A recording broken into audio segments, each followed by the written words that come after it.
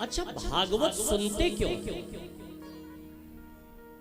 इस कथा को सुनने से मिलता क्या हो?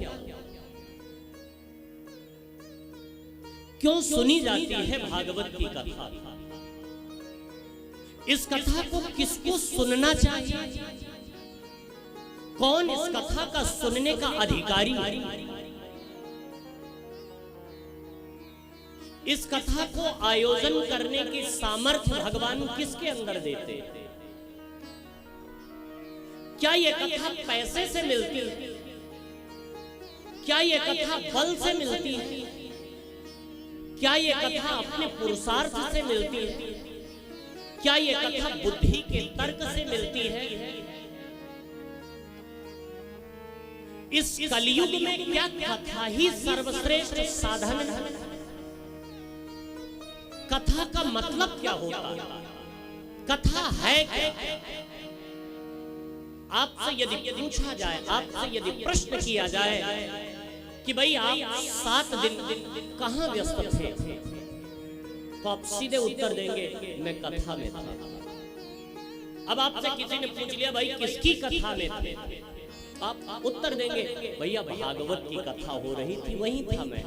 अच्छा, अब उस व्यक्ति ने आपसे पूछा कि भागवत की कथा, तो भैया भागवत क्या? भागवत लोग क्यों सुनते? क्या मुक्ति के लिए भागवत की कथा सुनी जाती है? क्या केवल इस कथा को सुनने से मोक्ष मिलता है क्या? यदि केवल मोक्ष के लिए भागवत की कथा सुननी हो तो मैं आपको एक सलाह देना चाहता हूं, फ्री में आपको मुक्ति मिल जाए। हमारे ऋषियों ने कहा है गंगे तव दर्शनात् मुक्ति। स्नान की भी जरूरत नहीं है, केवल गंगा का दर्शन कर लो, मुक्ति मिल जाएगी। यदि केवल मोक्ष के लिए भागवत की कथा में बैठे हो तो वो तो गंगा दर्शन से हो जाएगा, तो ये लाखों लाख खर्च करने की आवश्यकता क्या है? किसी ने कहा नहीं, ये कथा सुनने से पुण्य मिलता है। आप एक बात बताइए, क्या देवताओं के पास पुण्य की कमी थी? जो स्वर्गादि लोक छोड़ करके इस मृत्यु लोक में आए होंगे और सुखदेव जी के सामने हाथ जोड़ करके गिड़गिड़ाए होंगे कि सुखदेव जी मुझे भी भागवत की कथा सुना दो। और सुखदेव जी ने देवताओं को देख करके कि वाह भाई मेरी कथा में देवता आए हैं, तो बड़ी हाथ जोड़ करके विनती नहीं की, वाह भैया बड़ी कृपा की आप मेरी कथा में आ गए ना।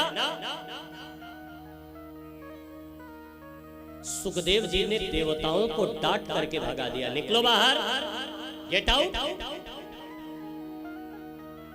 यदि ये कथा पुण्य से मिलती होती, यदि ये कथा पुण्य के लिए की जाती होती, तो मुझे लगता है देवताओं को कथा सुनने की कोई आवश्यकता नहीं।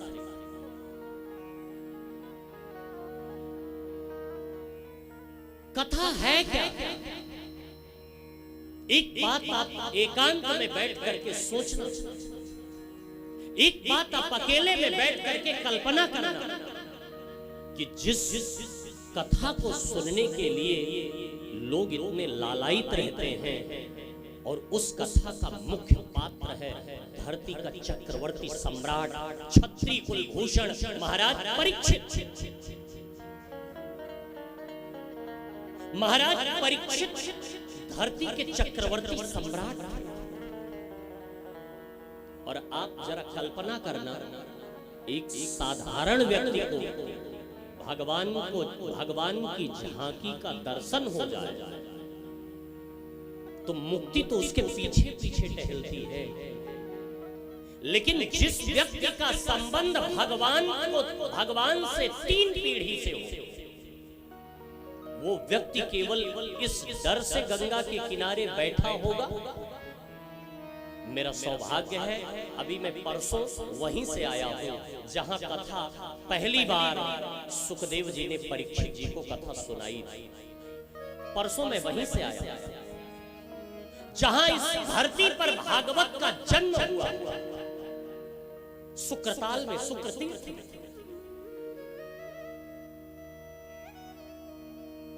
आज भी वो वटवृक्ष मौजूद है जिस वटवृक्ष के नीचे सुखदेव जी ने परीक्षित जी को भागवत की कथा सुनाया।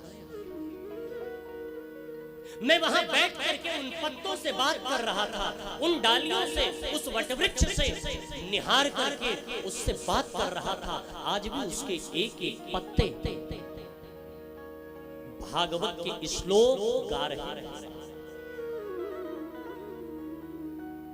आप जरा कल्पना कीजिए कि धरती का चक्रवर्ती सम्राट जिसका संबंध भगवान से 3 पीढ़ी से हो, भगवान से महाराज परीक्षित के बाबा अर्जुन, परीक्षित के बाबा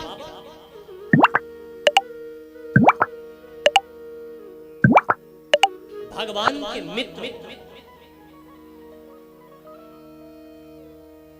परीक्षित के पिता महाराज अभिमन्यु, जिसको भगवान ने अपनी गोद में दुलार किया,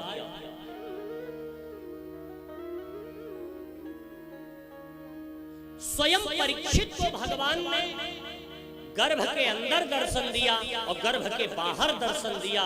वो परीक्षित, आप जरा कल्पना कीजिए, क्या केवल इस डर से वो भागवत के लिए बैठा होगा कि मुझे 7 दिन में सांप काट लेगा इसलिए मैं भागवत सुनूं? सीधा सा सवाल, ये भागवत सुनी क्यों जाती है? ये भागवत सुनने का अधिकारी कौन है? इस भागवत कथा को सुनने के लिए लोग इतना लालायित क्यों रहे? क्या है ये भागवत? ये कोई कहानी, ये कोई चुटकुला, ये कोई गाना? ना, इसे गाना मान करके मत सुनो। ये कथा कोई गाना नहीं, ये कोई चुटकुला नहीं। क्या है भागवत? किसे कहते हैं भागवत? भागवत की परिभाषा क्या है? भागवत मीन्स होता क्या? क्यों सुने भागवत? इसको सुनने से मिलेगा क्या? इन्हीं सारे प्रश्नों का उत्तर देता है आज का दिन, जिसका नाम है महात्मा। और महात्मा का मतलब ही होता है जिसमें किसी चीज की महत्ता बताई जाए, महिमा बताई जाए। महाराज भागवत के महात्मा के पहले अध्याय के 12वें श्लोक में श्री व्यास जी महाराज ने लिखा कि जन्मांतरे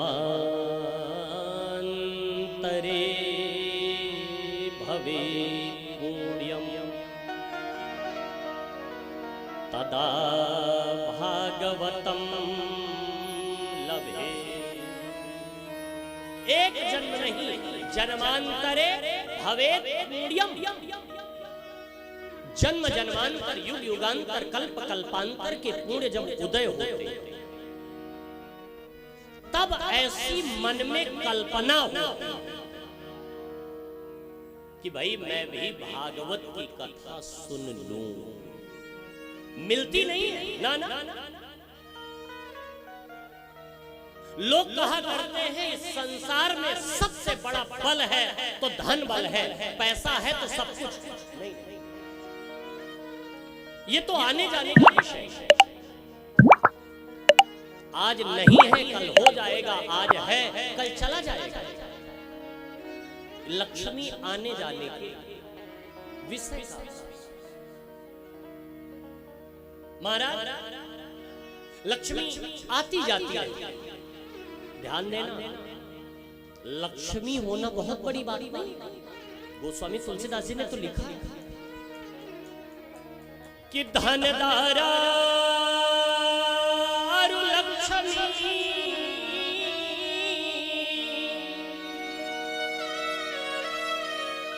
पापी के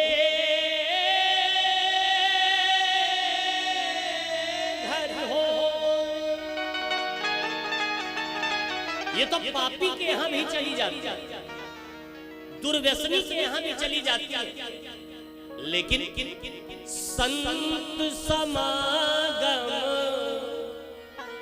हरि कथा तुलसी दुर्लभ दो।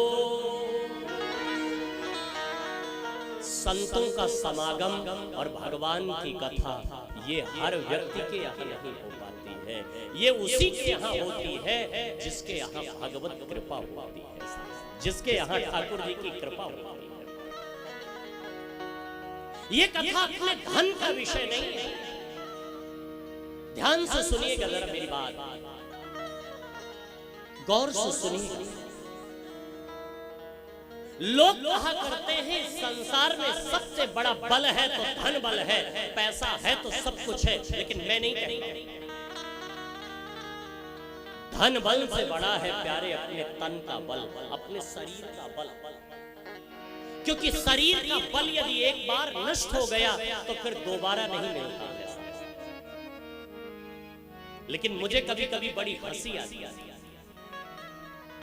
लोग मेहनत कर करके इस शरीर को खर्च करके धन कमाते हैं, लेकिन फिर उसी शरीर को बनाने के लिए उसी में धन खर्च किया गया।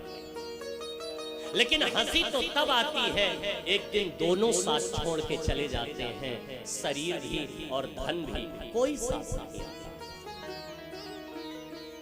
धन बल से बड़ा है प्यारे अपने तन का बल, अपने शरीर का बल।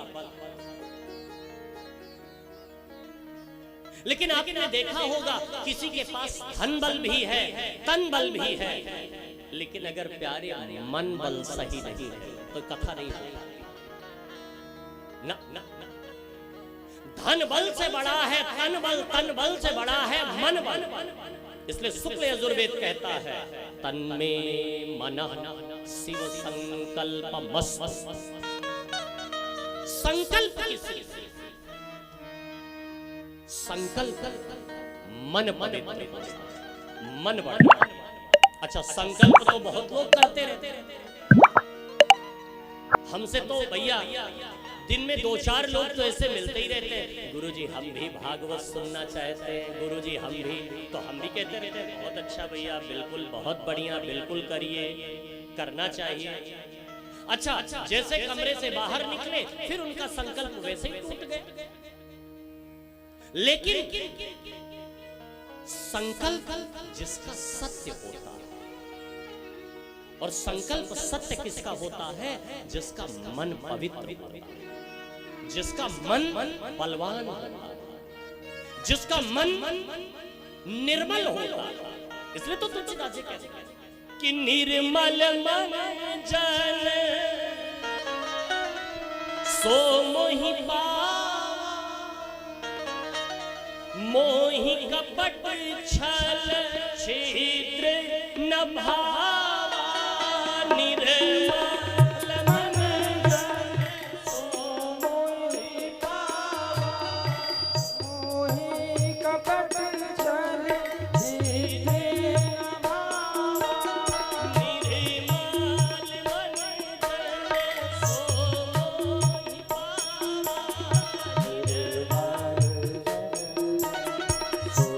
मोहि पावा,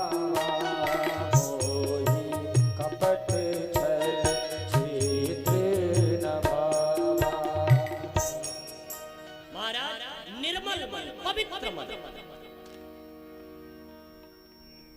लेकिन भैया केवल संकल्प से ही कार्य की सिद्धि नहीं है, उसके लिए आत्मबल होना चाहिए, उसके लिए दृढ़ होना चाहिए।